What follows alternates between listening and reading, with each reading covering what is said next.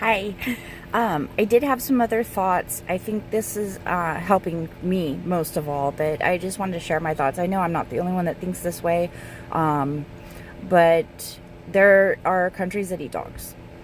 I love dogs. I think they're great. They're great pets. You know, they're loving. They're protective. They serve a purpose in a lot of manners. They help disabled people.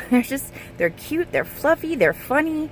And there's countries that see a dog and that's delicious. I want to eat some dog. I miss my eating dog.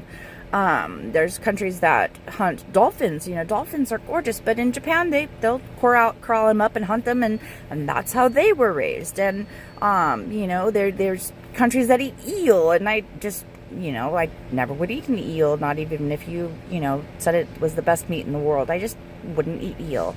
And there's people that men that love men, and women that love men, and women that love women, and men that love women that were men, and and that's their choice. Absolutely. I'm not gonna go eat that dog, but that's them. I'm not gonna hunt a dolphin, and that's my choice. Being in America, I have that choice, to say no.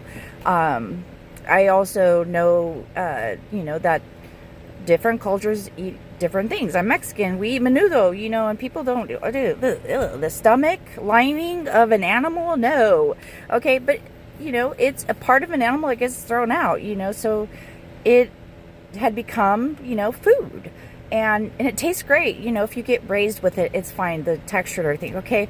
My point is that there are things that are acceptable with other people, and we all have to be okay with people making their own decisions.